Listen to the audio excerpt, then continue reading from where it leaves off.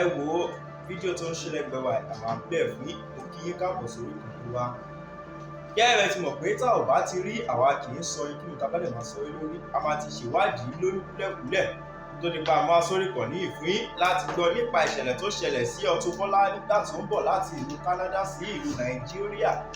Auto Bola tún pẹ́ẹ́pẹ́ ó sọ gbogbo ìrírí tó rí gbogbo ìṣẹ̀lẹ̀ tó ṣẹlẹ̀ sóhun nígbà tó ń bọ̀ láti ìlú Canada sí ilẹ̀ Nàìjíríà. Ẹ wo ọ̀pọ̀lọpọ̀ evidence la kó wá fún yín, ọ̀pọ̀lọpọ̀ ìṣẹ̀lẹ̀ tó ṣẹlẹ̀ sí Auto Bola náà gbogbo ẹ̀ la kó wá fún yín tí ẹ̀ náà máa jẹ gbádùn ẹ̀. Tó bá yẹ pé ìgbà àkọ́kọ́ rèé ti ìgbà àkọ́kọ́ yìí bá a subscribe kó like kó comment kó share wá lè máa jẹ wá fún àtẹ̀tẹ̀ ní ìgbàkúgbà lóòrèkóòrè tá a bá fi létà wá lè máa fi ṣe ọgbọ́n ìmọ̀ àti òye. Gẹ́mi sọ pé fídíò wọn alẹ́ tá a máa pè fún yàtọ̀ ọ̀pọ̀lọpọ̀ evidence. Ẹ wo fídíò náà rèé ẹ máa bá a ká lọ. Smart.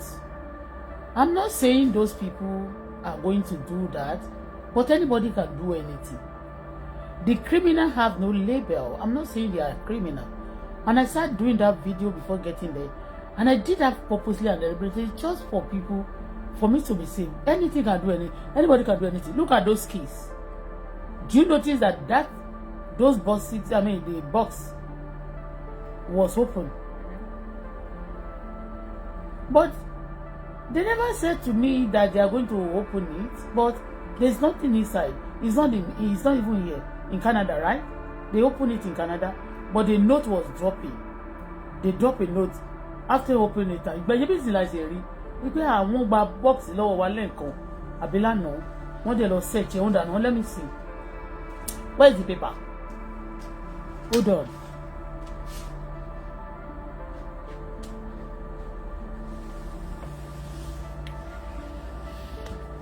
See, this paper was dropped. I found this paper in my bag,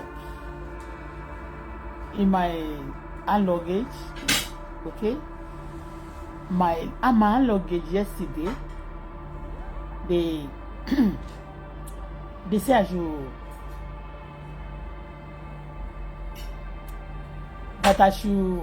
should give it to. I should check it in the hand luggage. I was happy because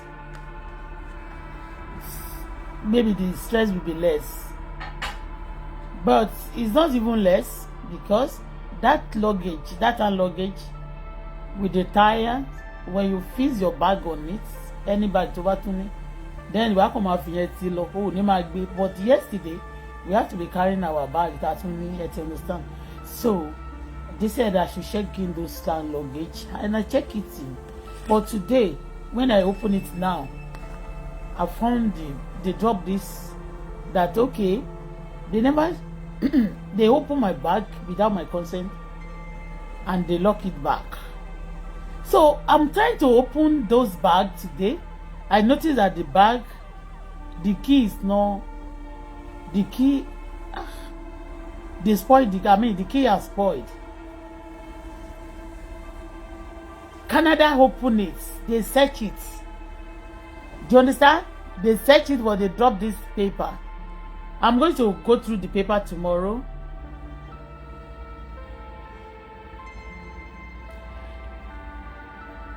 He said, notification of checking baggage inspection. You understand? Notification of checking baggage inspection. So that I noticed that some of my bag key is no longer working. Okay, so even one is not open now. Maybe they force it open and they now lock it back. But there is a paper that okay, if it's strange to me, they check it, but they drop a note and the result that there wasn't anything. You understand? So if it's just heavy, they want to check. You know what? I'm not afraid of people checking me, trying to investigate me. I investigate people too. There's no problem in that. Don't be wicked to me. Don't destroy me. Don't ruin me. Whatever you want to do, make sure it's for the safety of the country and for my safety too. All right? If I try to hide things, if I'm not doing good things and I pretend to the people, to the world that I'm doing good, you can investigate it, but don't support evil against me. Don't pull me down because you just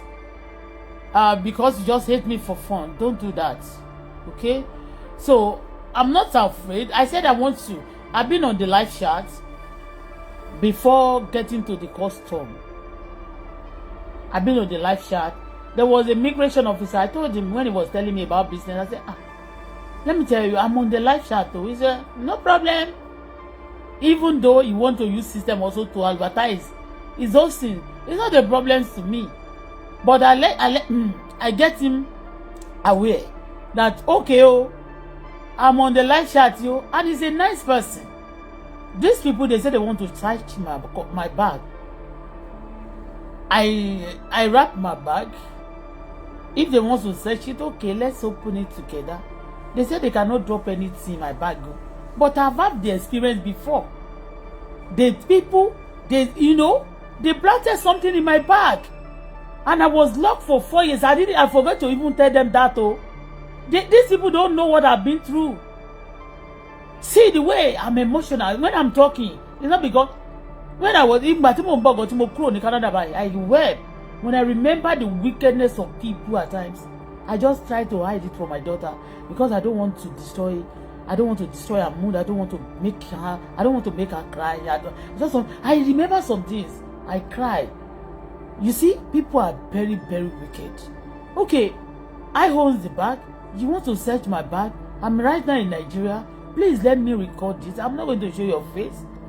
So that I won't show your face. If they didn't see your face, they won't kidnap you. But because they say some people, they show people's face now, and they now later they now kidnap me. That I'm afraid of kidnappers, and people also, custom also. Everybody will be afraid about it too. But that is not the case. They just want me not to televise it. They don't want their face to show. I know if it's not because of the crime that is happening everywhere in the world, and for me also to be safe. And also to have some evidence at times within that all about day. Only mo fẹ́ gbọ́n nínú kí n gbọ́n níta. Bí mo ṣe wá sí Nàìjíríà yìí. Bí mo ṣe mọ̀ pé ọ̀tá pọ̀ gan, mo dẹ̀ mọ̀ pé èmi gan mo jẹ́ ọ̀tá fún àwọn èèyàn kan. Kì í ṣe pé a lot of people see me now like enemy. And it's not even see me like enemy to some people. Because when you say the truth, and your truth haunts so much, those people who are involved, nínú bad thing that you are trying to, the truth you are trying to expose, like you are trying to say, that you are trying to introduce into that thing. Those people who are affected, they will be hating me. It's not a joke. I know it. That's why I don't laugh too much. I don't expect much from people. Okay, but if people surprise me, good. You get it. And when someone say they are not going to show me love, don't worry yourself about that. Even me at times, I don't show myself love. Èmi Bola Folashade fúnra mi. I don't show myself love. Èmi tí máa dédé wà tí mi ò ní jẹun. Èmi tí máa dédé wà tí máa dá sí ọ̀rọ̀ tí ò tẹ ẹlòmíì báyìí kò tiẹ̀ ronú pa ọ̀rọ̀ ìṣòro ẹ̀yẹn mọ́. Má dẹ̀ gbé ọ̀rọ̀ lọ́rọ̀ má gbé sórí báyìí. Mi ì dẹ̀ gbà nǹkan kan ńbẹ̀. So okay, I've started doing the video before, not that but ever search me. Somebody said something to me before the time. He said, "Oh, madam, you can look for money and give to some people custom money. I'm not giving any custom money. I don't have contraband." And when you say that, people can plant anything into your pocket. I'm not saying them, but anybody do anything. Okay, watch and pray. Okay. People are mean, and with a nasty experience, tell me Bola ti ní, me fẹ́ take chances to understand. So me bá wọn jà náà, but ẹlòmíì tó bá continue when they see you coming from abroad, the people at home, they will oppress you. You are coming from with stress. You go out there, people stress you. In abroad, tó bá yẹ pé wọ́n tẹ̀ ti rí mi gan, wọ́n mo sọ fún go and check the video. I cry like a baby. You think I love to do that? I don't like it. When people torture you, People try to wickedness. When you are wicked, don't come around me. And I'm promising you, if I come around anybody, you come into my life, I am not going to be wicked. You are good to me. I will never be wicked to you. If I know you are not a good person, I will just avoid you. But for me to practice wickedness over somebody's case, over your life, God forbid. And I've taught my daughter also, she's been, I've lectured her, she can never be wicked. But most of the time, she wants me to be quiet, like, so that we can have something, Don't know money cat it, luckily are we going to sleep? Emi, we can sleep there. But my daughter will never. But the question to me, what do you normally feel? Do you know what? If I get upset, immediately, Mama rí mi ò fẹ́ máa bínú o mi dem bínú but àjẹjà tí ó jẹ́ pé kíní yẹn ti bá wà emotional and that tortures my brain. So if you are part of the people who love to torture people, if I'm angry, people who provoke me, they will feel it. Me too, I will feel it. Can you believe it? Immediately, I told my daughter, don't touch it. Let me just record this. Let these people do it themselves. It's their duty to open it themselves. But let me be security conscious and just watch so that they won't say anything. And people will now say, why do you have the video? Because people know when there are many like this, they can cook things together and then lie against you and put you into trouble again. And people be asking, why can't you record it? You understand? It's not because I just want to show their face, but me to be security conscious. Even when they are opening the bag, some bag was open. I am telling you. Maybe even Canada. Èmi tí mo wà ní Canada tó pé gbogbo àwọn olórí ìlú yẹn pátá wọ́n máa ń tẹ̀lé mi kiri báyìí níbi pé bóyá wọ́n wá nǹkan kan lọ́dọ̀ mi. Do you understand? Because people tortured me, wọ́n kàn máa wí pé what is it? Kí ni agbára àbí nǹkan kan? Me ní any skeleton in my cupboard. When my yes is yes, my no is no. I don't lie. Kò ṣe pé bóyá mi purọ́ nígbà tí mo wà kékeré, but tó bá dé some stage láyé, tó bá ti ní olódodo ni ẹ́, òdodo tó ń sọ yẹn jẹ́ kó máa pa òdodo náà ń bẹ níbi tó bá sọ sí. Tó bá sọ pé èèyàn dúdú ni ẹ́ o, jẹ́ kó pa ilé èèyàn dúdú. Tó bá sọ pé èèyàn pupa dẹ̀ ló jẹ́ o, jẹ́ kó pa ilé èèyàn pupa. Tó bá sọ pé báyìí ni, jẹ́ kó sọ pé your yes should be yes and your no should be no. You know what? Blade tí ọmọ mi mú dání yẹn, ó dẹ̀ cut ọmọ mi. Last week, we are at the airport. We went to the airport 3 times. Kí wọ́n tó má gbé wa because flight àkọ́kọ́ rà àwọn airline tó wù wá láti wọ̀ tó wù mí because mo máa ń like tó máa dé Nàìjíríà lọ́jọ́ kan. We stop over 1 hour and then straight down to Nigeria. Under 12 hours to be in Nigeria, ó máa wẹ̀, wàá tọ́jú ara ẹ̀, wàá jẹun, ó ti bẹ́ẹ̀. But kí wọ́n wà ní 2 days, ìmí máa sọ fún ẹ pé 3 days. Irú àwọn airline kan báyìí, ṣé Emirates ni àbí wo Qatar, wọ́n sọ pé 38 hours, ìmí 48 hours. Ṣó ti bẹ́ẹ̀ ló máa fi dúró fún, wàá lo bí transit yẹn máa gùn gan. Hours tó máa fi gbé ẹ dé Nàìjíríà bóyá láti Canada lọ sí ìlú wọn máa jẹ́ bí let's say 11 hours or 11 hours. Canada to that Qatar, it may be 11 hours or 12 hours. Now from Qatar to Nigeria is 8 hours. 8 hours plus 12, that's 20. And then you'll be there in that airport maybe like 15 hours. You understand? 15 plus 20. That alone is 36 hours. 36 hours, that's almost ọjọ́ méjì máa lé. Eléyìí tó gbé wa wá ẹ̀ ń sìn 12 plus 12 plus 6 plus 2. That's 13 hours total journey, but 2 hours in Quebec, 6 hours in Amsterdam, 6 hours. 2 plus 6, 8. 8 plus 13, that's 21. So that one is 21 hours. 21 hours yẹn, àwẹ̀ lánàá yẹn, láti àárọ̀ àwẹ̀, àdèmàwẹ̀ lẹ́ẹ̀mejì, kí dẹ̀ yẹ pé àwẹ̀ lásán. bá ṣe wà nínú airport running around in the airport. Do you know what happened? You are sweating. You know your body will be, some things will be coming from your body. Just put on a bra for 24 hours, no changing it.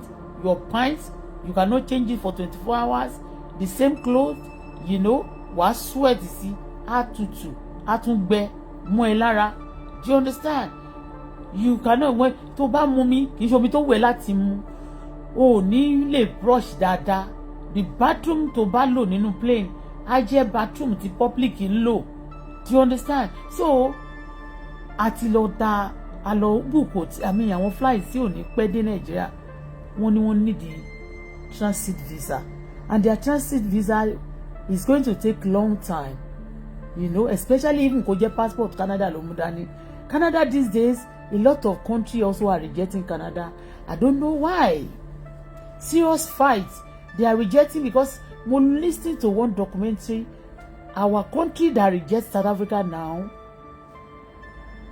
South Africa, rejecting Canada visa now, there are many. I don't know the fight that is going on between the leaders. Because anytime leaders fighting like that, that's when you see rejection, a lot of trouble. And again, mo tún fẹ́ but mo kọ́kọ́ lọ níjẹ̀ mo ní I just want to look simple. Mo kọ́kọ́ ti wọṣọ níjọ́ kan báyìí pé kí n wọ up and down kan. Mo ní let me just put on this Alaska. Mo fẹ́ fi wá jà ni. I put under my jacket, that my shirt, Alaska. Come and see the way Quebec people react to me. Come and see the way they were looking at me. How Quebec and Canada and America having some issue, and now you are putting on Alaska things, But me, I can't, because issue that happened between leaders and leaders, and then me, I will be affected. Kí ló kàn mí? I'm not ìyàwó kankan nínú àbí mi ò ń gba contract mi ṣe. You understand me? So, but they can suffer you for that. But thank God, nothing like that. Okay? So, we went to the airport. That's the reason why we couldn't travel for the last week. So, already we had a tipalemo. In fact, gbogbo aṣọ, gbogbo cream tí a máa ń lò nínú ilé. Cream tí a ń lò nínú ilé àti pack sínú luggage. Ọmọ mi ò fi cream para fún some days tá fi wà lé ọṣẹ àṣìlọ́ṣẹ mi. Kò fi cream para ti lóde àti fi sínú bag wa. A lè ti wò pé àfẹ́ tu àtúfẹ́ dàkọ́rú mọ́ púpọ̀. You understand me? But the issue is this. My daughter, anytime I'm angry, if I'm talking, and my daughter try to, just leave this. But good. It's also good for my daughter anytime I'm talking, and she try to involve. It show love. If I'm talking to people and people also trying to harass me, and she cannot do anything, she cannot act either to support me or to just make peace. People can also read meaning to it. Even myself, I can read meaning to it. So she always involved in it. But if I'm angry, like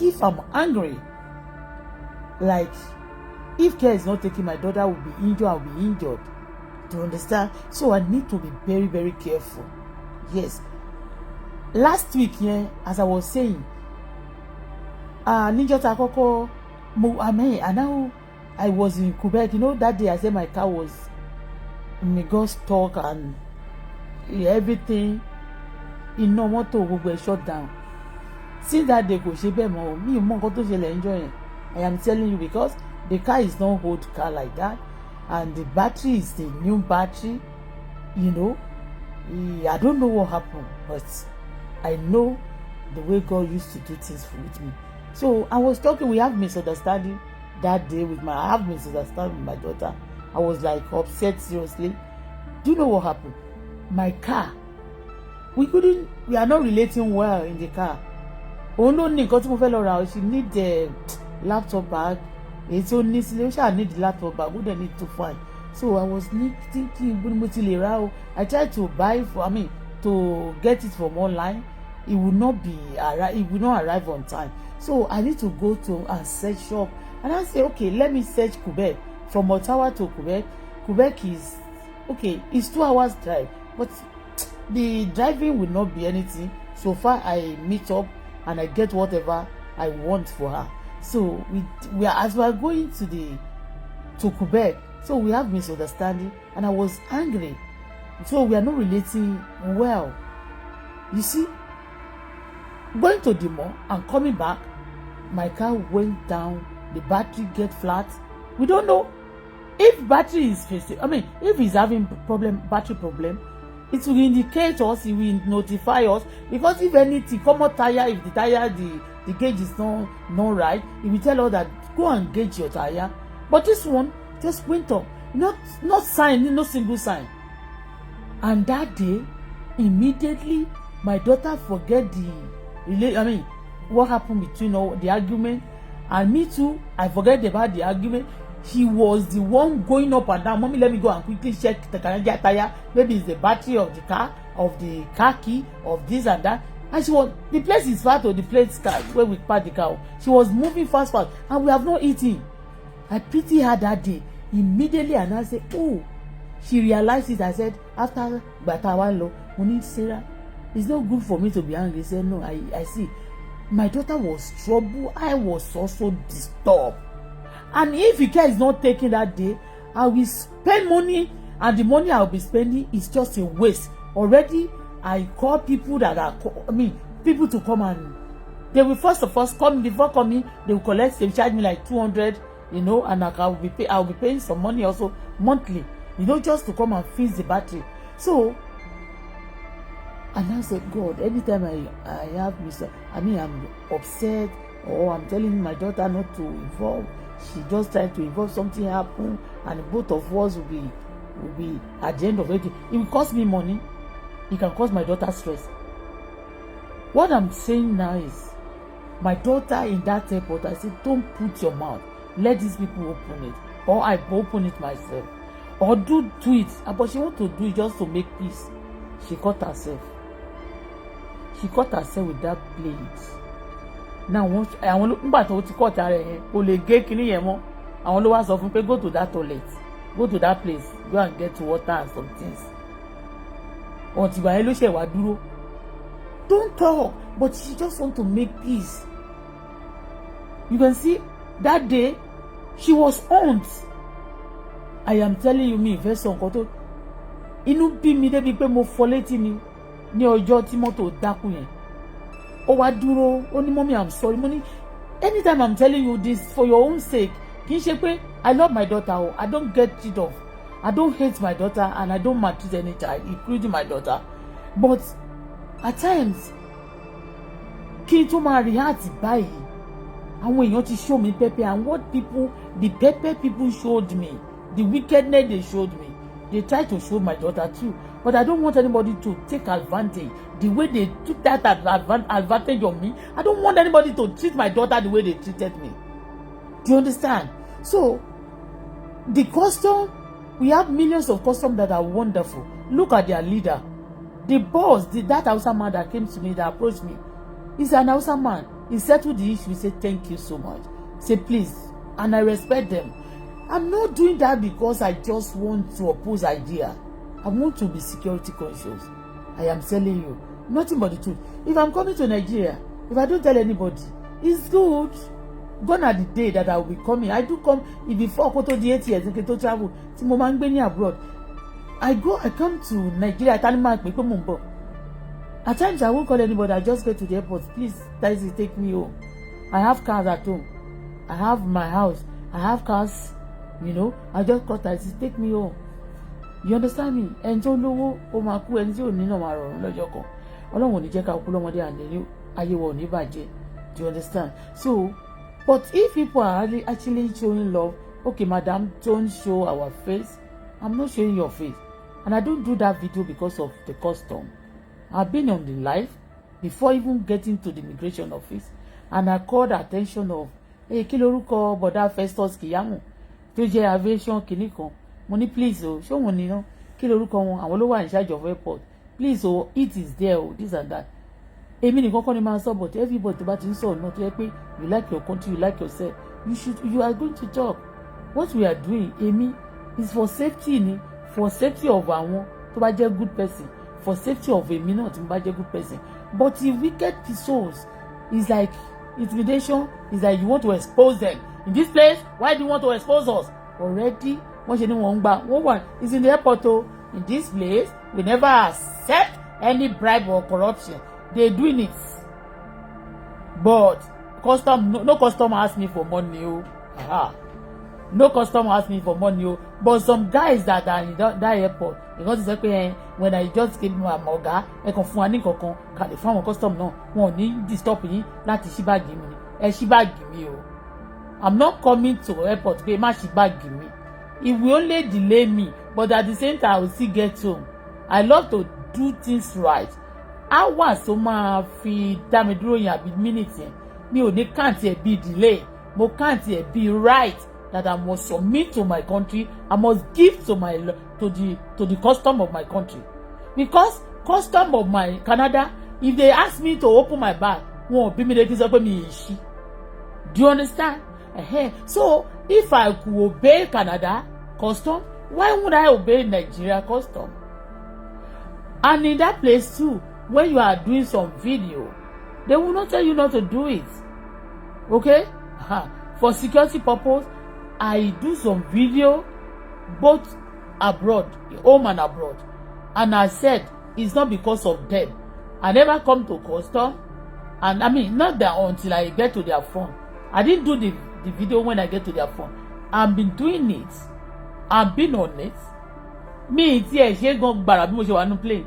You can see me even when I was in the plane. I supposed to do the video pé mo wà nínú plane wò mí báyìí torí tá gbogbo èèyàn bá wà nínú plane náà. Wọ́n ní ẹ wò wọ́n o, ó jẹ́ economy ni, mo jẹ́ kinní kan.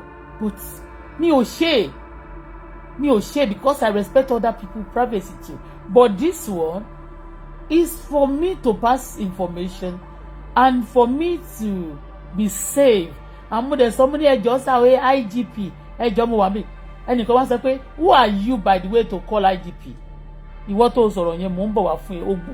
Mi ní sọ pé káyé ẹ parẹ́ fún mi.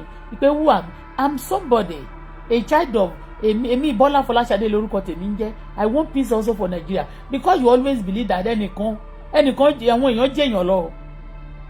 But àwọn kan jẹ́ èèyàn lánàá. Wọ́n yìí jẹ́ èèyàn náà báyìí. Àwọn kò tí ì jẹ́ èèyàn rárá. Wọ́n máa padà wá jẹ́ èèyàn.